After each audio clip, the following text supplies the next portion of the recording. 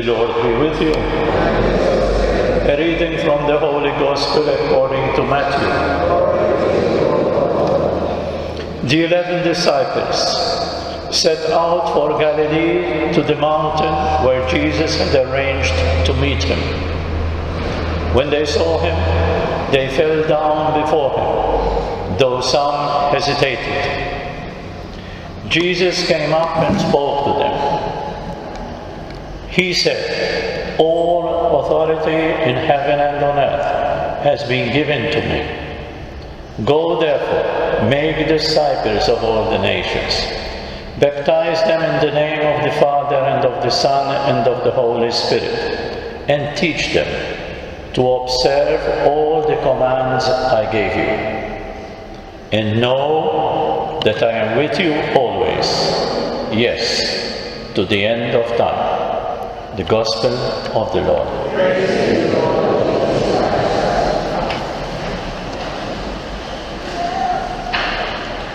Today, celebrating this feast, among other things, we know that this was the first public act of Jesus here on earth. And it was also the first and the beginning of the church here on earth. He left, but he gave us the church to continue what he has done during the time he was here. This means also that our church, to which we belong, is also a public church, with the problems around it. We are in the world, and indeed the church recognizes all the good and all the bad things that the world has. Today we celebrate also World Communications Day, because we live in an age of communications. We have the internet, we have Facebook, we have chatting here and there, SMSs, you name it. This is a good means of communication. It is a way of conveying love, hatred, solidarity, isolation, joy, and a host of other things through the internet. It is all in our hands. It is all in our words and actions to communicate with each other all these values. See what great responsibility we have in our hands with this instrument that we have. We can spread around so much love, so much healing, so much good works, and yet sometimes this means of communication of these values, sometimes it's used to condemn, to violence, to hatred, and so many other evil things that exist. We need to bring up and to live up to our responsibilities as Christians. Now, even here in Malta, we are in a week that this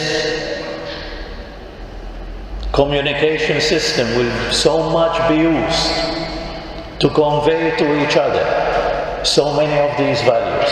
It depends from us and to us what we write and what we say on these media and how we use it. It depends to us how much love we are ready to spread, or how much hatred or violence we are ready to give to others. There was an American philosopher who once said and described the human beings as story-telling beings. We are beings to tell a story, the story of our lives. And to tell our stories, we use these these communications that are in our hands, these media communications that are in our hands. We have the greatest story of all. We have the greatest story of God, who showed His love to His creation, to this world, by sending His own Son to the world to live here amongst His loving creature.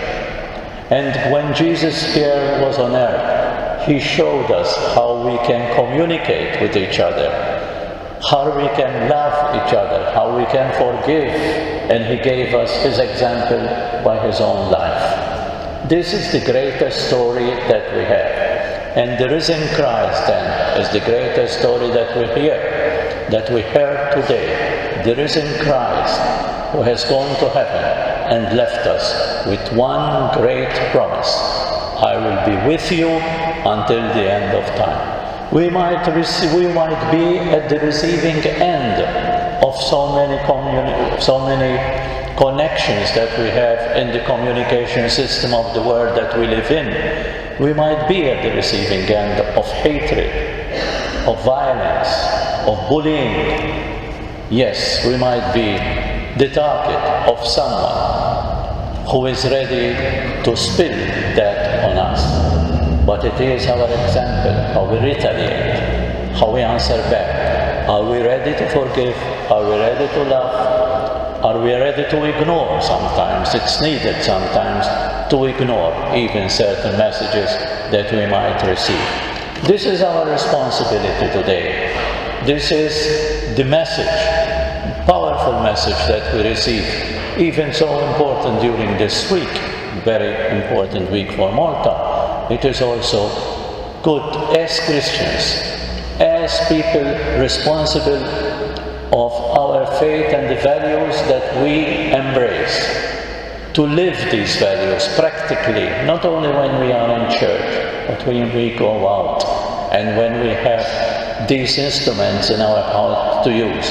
How are we going to use them, and how are we going to practice our faith in that of Christ? In the letter of the Ephesians, St. Paul wrote some beautiful words, which I would like to remind you. May the God of our Lord Jesus Christ, the Father of glory, give you a spirit of wisdom and perception of what it is revealed, to bring you to full knowledge of Him. May He enlighten the eyes of your mind, so that you can see what hope His call holds for you, what rich glories He has promised the saints will inherit, and how infinitely great is the power that He has exercised for us believers. These are beautiful words and a beautiful blessing that we receive from God, and that we have to make it our own today. Let's read the prayer that we have on the screen. Lord, teach me to pray and trust more fully in you. Give me assurance that you are with me always, and teach me to be content with the plan you have for me and all